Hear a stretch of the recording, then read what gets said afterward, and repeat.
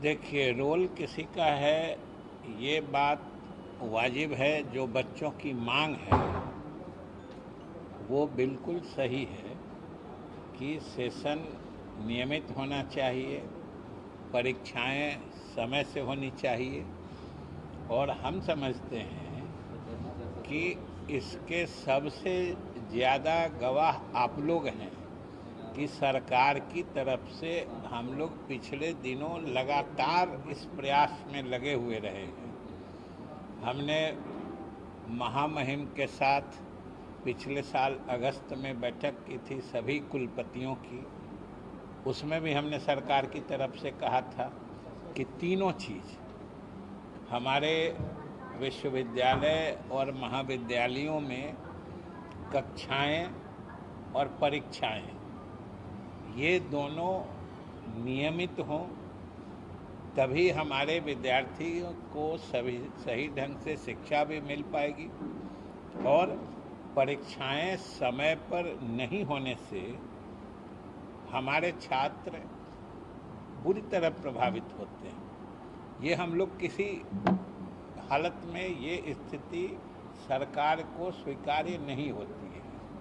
हम लोगों ने विश्वविद्यालय प्रशासन से कहा है और अभी हाल ही में हमको लगता है मुश्किल से 15 दिन पहले हमने सरकार के स्तर पर, उस बार तो महामहिम के साथ हम लोगों ने बैठक की थी, और अभी 15 दिन पहले हमने कुलपतियों, कुल सचिवों और परीक्षा नियंत्रकों के साथ सभी विश्वविद्यालय अधिकारियों की बैठक की थी।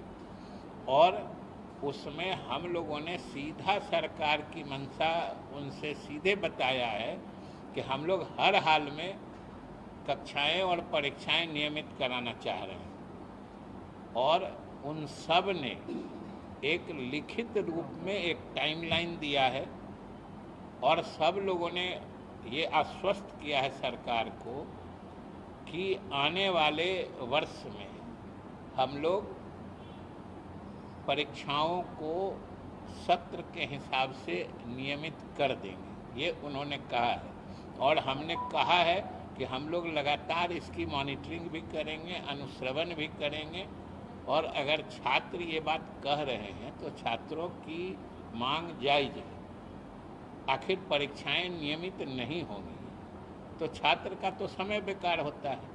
और हम लोग सरकार की तरफ से हमने उनको ये भी कहा है कि आपको इसमें सरकार का जो सहयोग चाहिए सरकार करेगी, लेकिन परीक्षाएं समय से होनी चाहिए।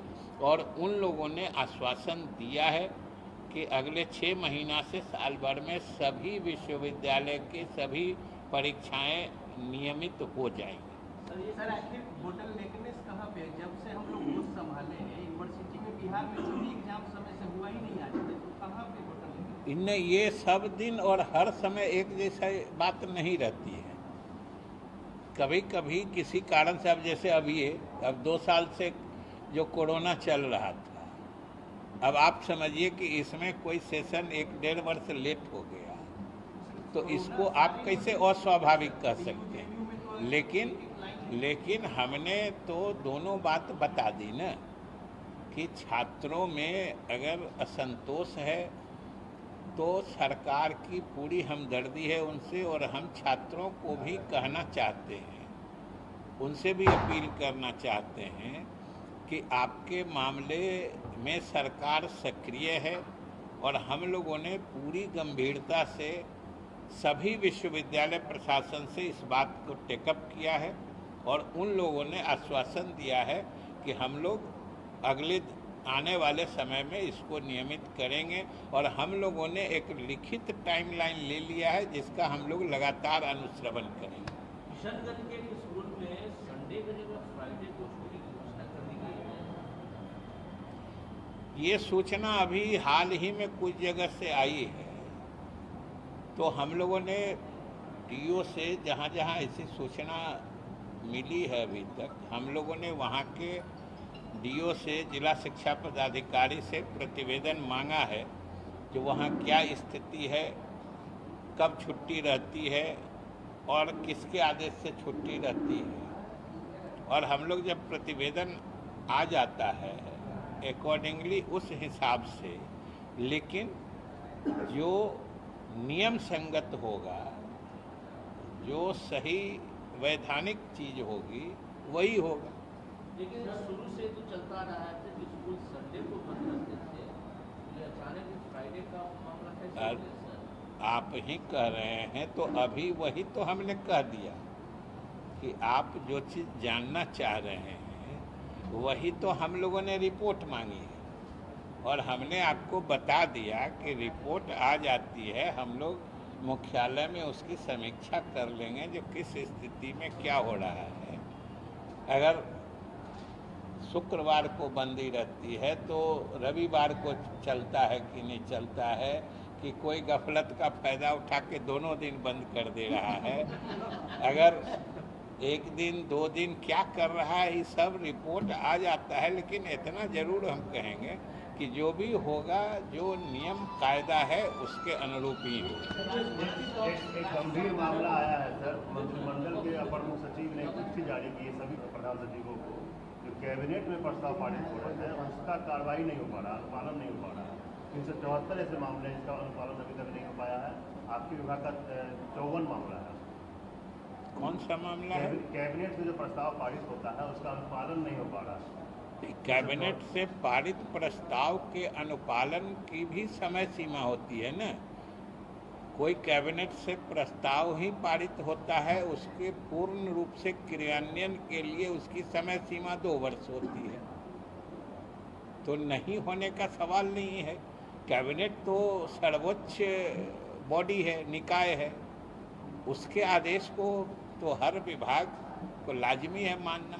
कहीं कोई अगर देर हो रही है और अगर मंत्रिमंडल सचिवालय ने ये लिखा है तो सभी विभाग इसकी समीक्षा करेंगे, इसकी मॉनिटरिंग करेंगे कि इसमें विलंब ना हो।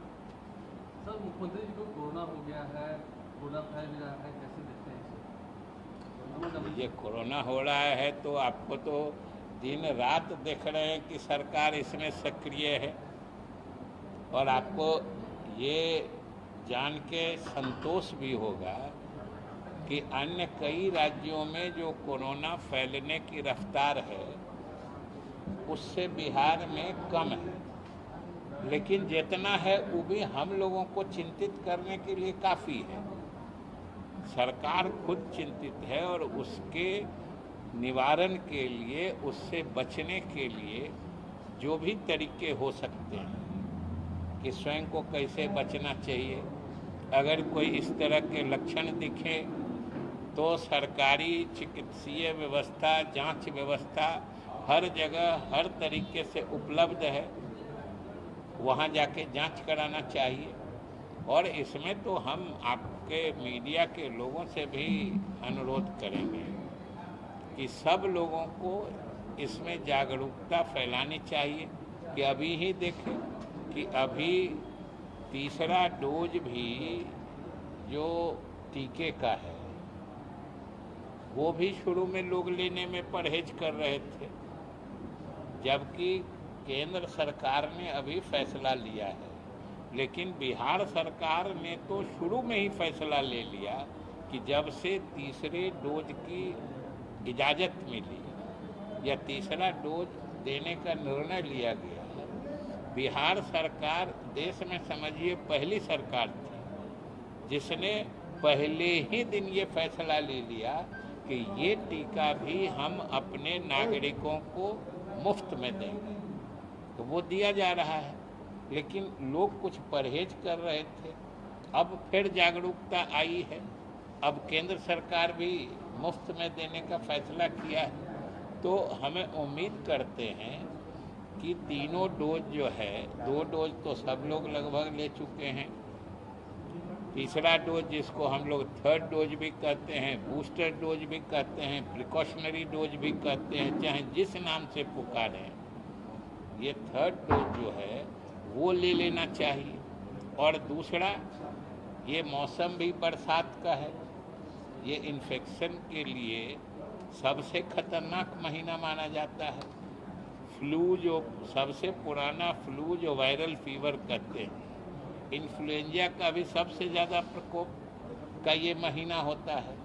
तो इसमें तो लोगों को भी सतर्क रहना चाहिए और इसके लिए सरकार के तरफ से लगातार एडवाइजरी जो कहते हैं, जो सुझाव है, विज्ञापनों के माध्यम से दिया जा रहा है। और हम समझते हैं कि लोग अगर सजग हो जाएंगे तो हम लोग जरूर इसको नियंत्रित करने में सफल होंगे।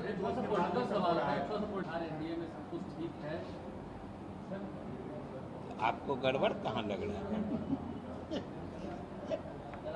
आपको कोई गड़बड़ लग रहा है क्या? पिछले दिनों आपकी ही पार्टी के वरिष्ठ नेता है विजेंद्र यादव, वो कह रहे थे कि पहले वाली वो बात अब नहीं। अरे पहले वाली बात कब होती है? जो बात आज है सो कल नहीं रहती है, जो कल है वो परसों नहीं रहती। तो कोई आपको कोई कुछ कहेगा? जो कल जो था वही आज भी है। ये किस चीज में है? आपको अभी जो गठबंधन हम लोगों का एनडीए काम कर रहा है उसमें कहाँ कोऑर्डिनेशन में कमी दिख रही है?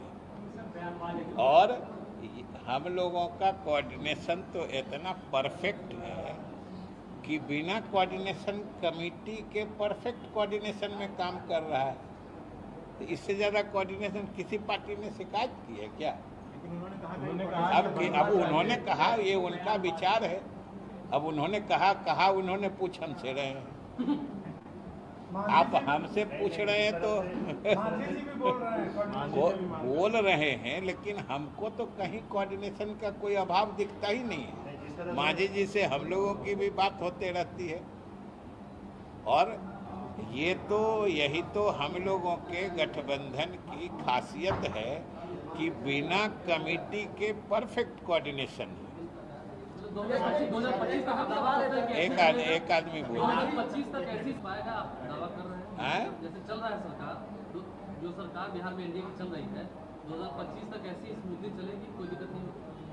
आपको कहाँ दिक्कत नजर आ रही है? हम तो कह रहे हैं कि चल रही है, चलेगी। और आप 25 में इसका सीमा रेखा काहे दे रहे हैं? आप 25 से क्यों इसको बांध रहे हैं? हमको तो ये बताइए ना कि आप 25 क्यों बांध रहे हैं? अरे मांझी जी कहते हैं तो मांझी जी आप ये क्यों भूल जाते हैं कि चाहे विधानसभा में जब शराबबंदी का कानून बन रहा था, चाहे हम लोगों के एनडीए विधायक दल की बैठक होती है, तो जहाँ कहीं शराबबंदी के पक्ष की बात आती है तो वो तो एकदम खड़े रहते हैं, दोनों हाथ उठा के साथ देते हैं। तो हम तो वो देखते हैं। अब आप क्या क्या देखने लगते हैं ये आप जानिए। एक सवाल उन्होंने उठाया, बड़े लोग पीने के बाद घर में सो जाते हैं और जो छोटे लोगों को सड़क पर पकड़ के जेल चले जाते हैं। अब ये तो आपको दो ही बता सकते हैं, या तो जिन्होंने कहा है वो बता सकते हैं, या बड़े लोग जो चिन्हित हैं या आप जिनको बड़े लोग समझते हैं उनसे पूछिएगा। हम लोग तो छोटे लोग हैं। तमिलनाडु के डीएमके के नेता और विधानसभा अध्यक्ष उन्होंने कहा है कि ईसाई मशीनरी अगर तमिलनाडु में नहीं होता तो बिहार जैसी स्थिति तमिलनाडु। पता नहीं, उनसे हम लोग तो अपनी स्थिति को किसी से खराब नहीं मानते। हम लोग बिहार की स्थिति किससे खराब है? आज जो हम शुरू से कहते हैं, आप कहाँ खड़े हैं या कहाँ पर हैं, उससे ज़्यादा महत्वपूर्ण होता है कि आप जा किधर रहे हैं, आप बढ़ किधर रहे हैं। आप अगर प्रगति की ओर, सुधार की ओर बढ़ रहे हैं तो ये ज़्यादा इम्पोर्टेंट है ना। कोई ऊंची जगह पे रहे हैं और बिहार जो पिछड़ा रहा है, तो बिहार कोई पिछड़ा रहा है बिहारियों के कारण।